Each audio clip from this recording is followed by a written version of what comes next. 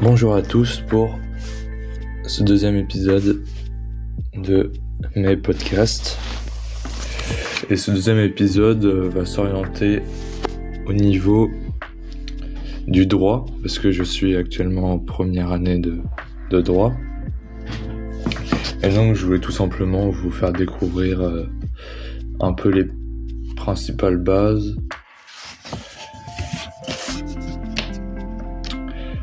Donc on va tout de suite commencer. J'ai actuellement dans mes mains un livre sur l'intro au droit qui est assez bien simplifié, assez bien condensé. Donc on va tout de suite commencer par les principes fondateurs. Le premier principe, c'est que la loi statue sur tous. Elle considère les hommes en masse, jamais comme particuliers. La loi est générale et impersonnelle. Le non-respect de la loi est sanctionné, évidemment. Et la règle de droit est obligatoire, sauf, attention, les règles supplétives de volonté. Donc, les règles supplétives de volonté, c'est des règles qui sont plus des droits que des devoirs. Donc on peut la mettre de côté. On va passer dans la caractérisation de la règle de droit.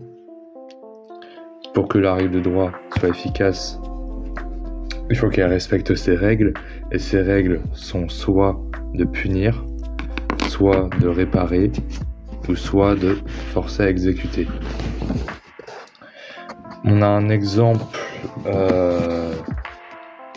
assez récent du Conseil de sécurité du 29 octobre 2021 sur le sort des enfants dans les conflits armés.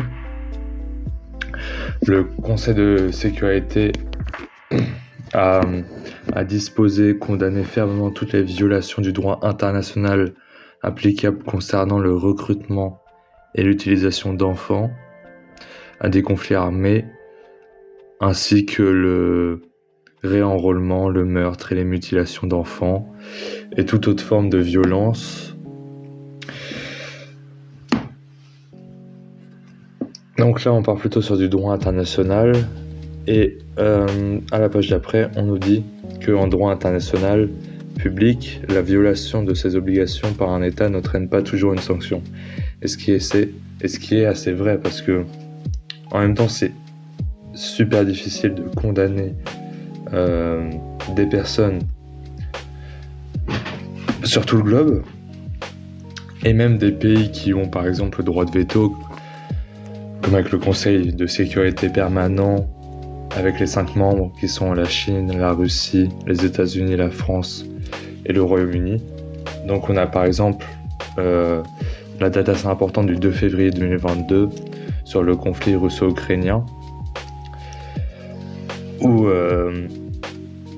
peu de temps après l'assaut ordonné par Vladimir Poutine, actuel président de la Russie, le 24 février 2022, par un droit de veto russe, le Conseil de sécurité n'a rien pu faire pour essayer de contrecarrer cette opération.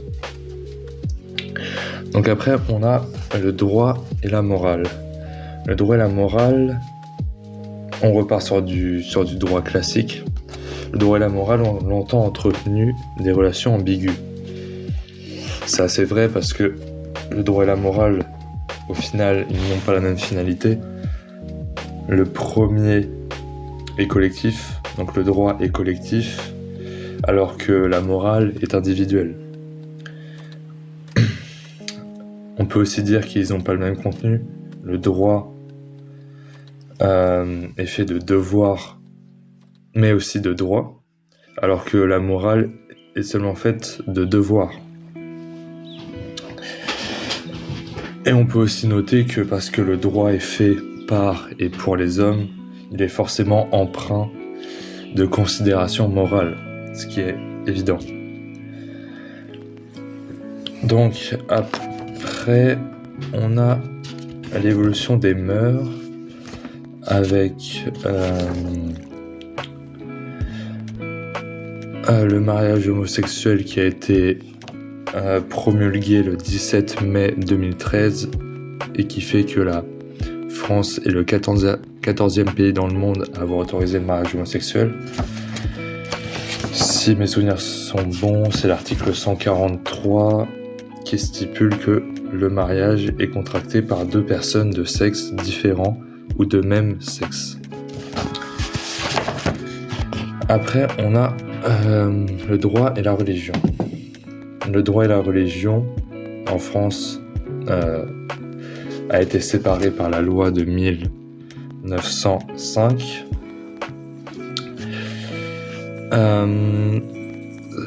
La loi a abrogé le concordat conclu entre François Ier et la papauté en 1516. On a aussi un décret de la Convention qui rétablit la liberté des cultes le 21 février 1975 et qui entérine vraiment la séparation de l'Église et de l'État. Donc on en revient à la loi de 1905 qui date du 9 décembre, qui a été l'initiative du député Aristide Briand. Et on peut remarquer 3 lois fondatrices qui sont: le budget des cultes est supprimé, les établissements publics du culte sont remplacés par des associations culturelles et les règles concernant le régime des propriétés des édifices culturels est redéfini. Donc le principe est simplement le fait de la neutralité du droit à l'égard du fait religieux. On peut aussi noter l'article numéro 1 de la Constitution française. La France assure l'égalité devant la loi de tous les citoyens, sans distinction d'origine, de race ou de religion. Elle respecte toutes les croyances.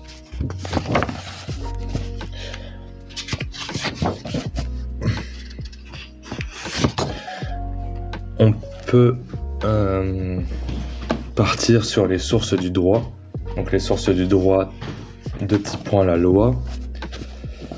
À la place de la loi, au sens strict, c'est la disposition qui est votée par le pouvoir législatif, alors qu'au sens large, la loi comprend toutes les normes contraignantes.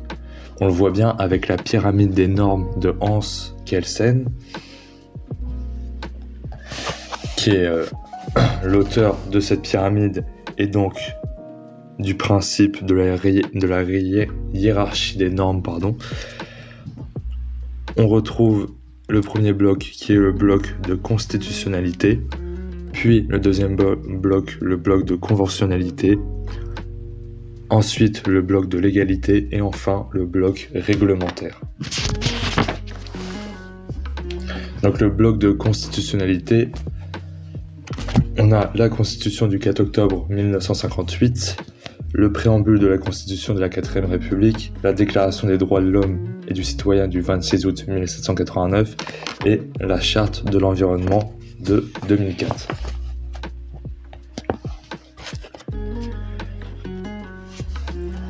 Donc, dans ces quatre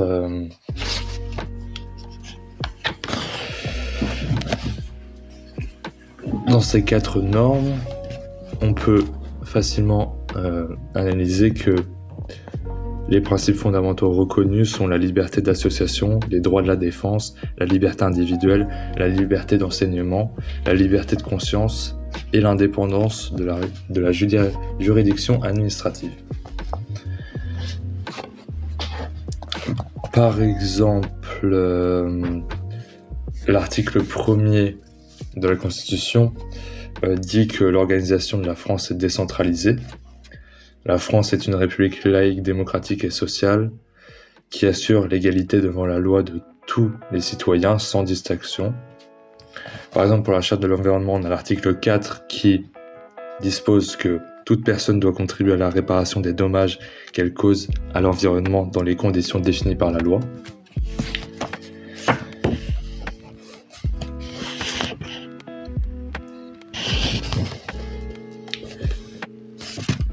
Et donc, on peut tout simplement conclure par le fait que le droit est tout simplement primordial dans la société actuelle, qu'il doit être appliqué en particulier. Et de toute façon, on se reverra pour un prochain épisode pour reparler de la suite du droit. Donc je vous laisse ici pour aujourd'hui et je vous souhaite une bonne soirée. J'espère que vous allez me mettre des commentaires pour me dire ce qu'il y a à améliorer. Et voilà, allez, bye.